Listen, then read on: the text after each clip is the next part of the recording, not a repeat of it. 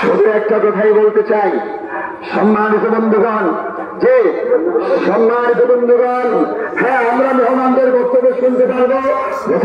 পক্ষ থেকে নির্দেশ এসেছে, আলহামদুলিল্লাহ।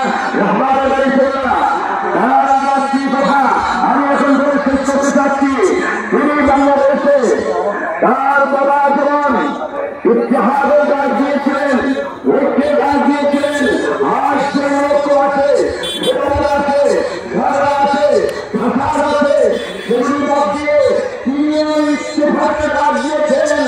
আমি সেই ইত্তেফাকের জন্য একজন শহীদ হয়ে তার হাতে ডাক গ্রহণ করেছি। সম্মানিত বন্ধুগণ, সারা দুনিয়া আমি ঘুরেছি, এমন হক ব্যক্তি আমি পাই নাই।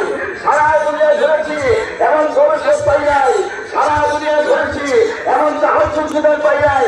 সারা দুনিয়া ঘুরেছি, এত বড় লেখাপড়া মানুষ পাই নাই। সারা দুনিয়া ঘুরেছি, এমন ব্যক্তিত্ব না পেয়ে সারা দুনিয়া থেকে ঘুরে এসে হুজুরের কাছে আমি বাদ হয়েছি। আপনাদের কাছে বলতে চাই, মুজাদ্দিদুজ্জামান আব্দুল হাই নদভী রাহবারে বাইতুল্লাহ, রাহবারে বাইতুল সারব, তিনি একজন ব্যক্তি হতে পারেন, কিন্তু একটা ইতিহাস।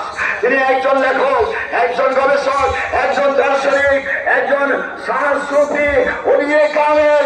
তার হাতে আমরা বায়াত গ্রহণ করে এই ময়দান থেকে বাংলার জমিনে কালেমার ঝান্ডা উঁচু করার জন্য ডাক দিতে চাই। কারা দিয়েছেন হাত উঁচু করে দেখায়।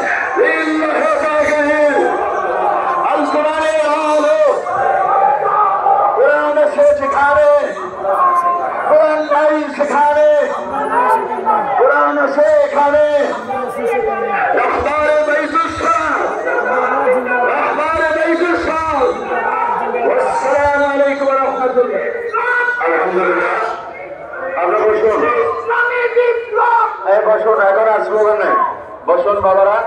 আমরা সুন্নতের সময় হয়েছে, আমাদের মহান মেহমান উপস্থিত হয়েছেন।